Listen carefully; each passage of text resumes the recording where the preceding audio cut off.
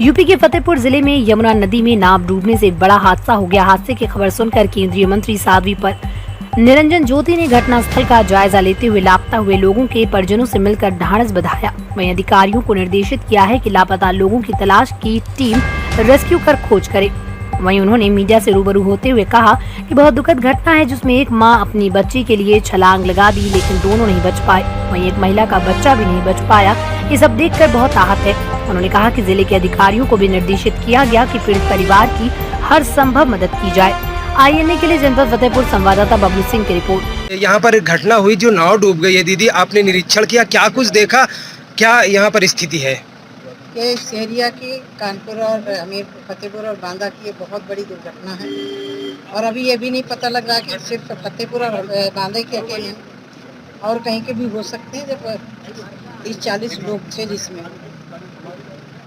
अभी मैंने लखनऊ भी बात करी है, प्रयागराज भी बात की है। बड़े स्टीमर जो होते हैं उनको भेजें बड़ा जाल लेकर। आश्चर्य है कि नौका नहीं मिल पा रही।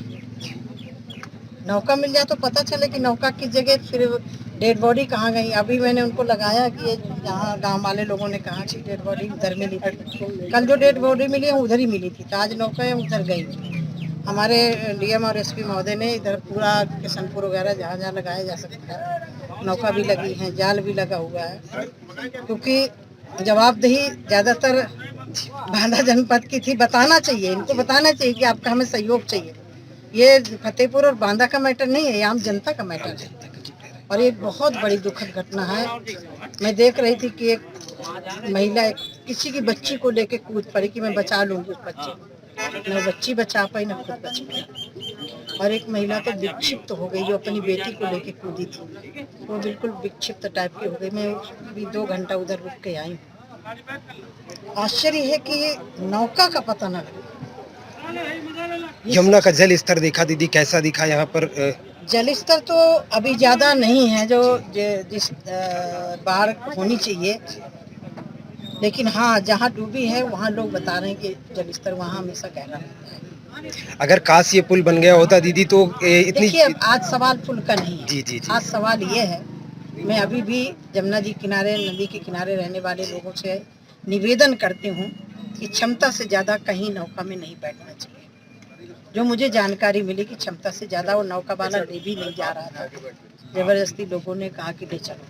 क्षमता से ज़्यादा किसी चीज़ का उपयोग करोगे तो दुर्घटना होने की संभावना रहती है। और कल बादल पानी भी क्या नाम हवा बहुत तेज थी, लहरें बता रहे थे बहुत बड़ी बड़ी उठ रही थी। रात 9-10 बजे तक लहरें उठी, हवा बहुत तेज चल रही थी। एनडीआरएफ के लोगों ने बताया कि हमारी हिम्मतें नहीं पड़ रही थी, कैसे कूदे उसमें। जिन परिवारों के लोग गए हैं, क्या सरकार से कुछ आप अपील करेंगी? सरकार, मैं उनसे सबसे मिलकर के आई हूँ, पूरे परिवार के लोग वही हैं, महिलाओं से बच्चों से मिलकर के आई हूँ। इस समय हम सबकी जिम्मेदारी है परिवार को धैर्य बनाना। सरकार मदद कर रही है और तत्काल कर रही है, लेकिन मदद एक तरफ होती है और इंसान एक तरफ होता है। अब वो इंसान जीवित तो नहीं आ सकते, जहाँ भी होंगे डेड बॉडी मिलेगी। सरकार का और प्रशासन का पूरा प्रयास है, हमारे डीएम एसपी दोनों यही हैं। और मुझे अभी दिखाया वीडियो की पूरा प्रशासन लगा हुआ है, जाल डाले हुए और प्राइवेट नौकाओं को लगाया हुआ है। दिक्कत उधर हुई है कि प्राइवेट नौकाओं को नहीं लगाया। गांव वालों ने कहा कि इधर बड़ी बड़ी नौकाएं रहती, उन नौकाओं को लगाओ। मैं अभी कह कर के आई हूँ कि बड़ी नौकाओं भी लगाओ, उनको जानकारी होती है कहाँ गहरा होता है, कहाँ उथला होता है, कहाँ संभावना होती है डेड बॉडी की। मैं अभी कह करके आई हूँ, डीएम को भी बोला है और लोगों को भी बोला है। मैंने लोगों से भी कहा कि सूची बनाओ, आप कितने लोग नौका चलाते हैं, कितने लोग मछली मारते हैं, उनकी सूची हमें दो, हम कहेंगे। लेकिन बहुत बड़ी घटना, इतनी बड़ी घटना मेरी याददाश्त में कहीं नहीं। Thank you. मैं हमेशा में, क्योंकि अब 40-50 साल का अनुभव तो मुझे है, मैं जमुना जी किनारे के रहने वाली, मैं भी नौका से बहुत चली हूँ, लेकिन इतना बड़ा हादसा मैंने नहीं देखा। और ये त्योहार के समय इतना बड़ा हादसा पूरा हिला के रख दिया। रक्षाबंधन का त्योहार चल रहा था, बहुत बड़ा। महिलाएं भी उसमें सवार थी, सब रक्षाबंधन जा रही थी, कोई आ रही थी, कोई जा रही थी, कोई गया था, कोई लेने आ रहा था, कोई भाई अपनी बहन के पास आ रहा है जी। लेकिन बहुत दुखद घटना है जी। क्या नाम था, कौन है आपके भाई जो यहाँ यमुना नदी में कैसे डूब गए? हमारा नाम रमेश, हमारे भाई का नाम राजू। वो गए थे मिर्जापुर ससुराल, वहाँ से वापसी आ रहे थे। वापसी में उसमें 50-55 थे, अब 8-9 मोटरसाइकिल थी। उसमें दारू भी पी रखे थे जो उधर से लेकर आए थे 9 केवट। ये सब लापरवाही हुआ है। फिर इधर आने से हम जब यहाँ पहुँचे हैं, यहाँ की प्रशासन कुछ भी नहीं की है।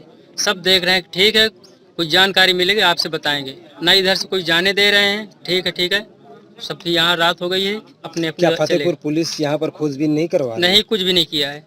ना कोई यहाँ ये बुटकार हुआ है, ना कोई भी आया, ना नाव ना बोट, कुछ भी नहीं आया है अभी तक। नेता तो आए हैं बच्चे। मंत्री जी आई थी, साध्वी जी आई थी, क्या कुछ उन्होंने कहा? वो हमको अंदर जाने नहीं दिए उधर, माने कोई उचित आश्वासन नहीं दी। कुछ भी नहीं दिए हैं। कितने साल की उम्र थी आपके भाई की? 35-37 साल के थे। उनके परिवार में और कौन कौन है? उनके परिवार में 5 लड़के हैं, 2 लड़की और 3 लड़का हैं, और कोई नहीं हुए आगे पीछे करने वाले। कौन सा गांव है? लक्ष्मणपुर सरकंडी। अभी तक 100 नहीं मिला? कुछ भी नहीं। क्या नाम है आपका? रमेश।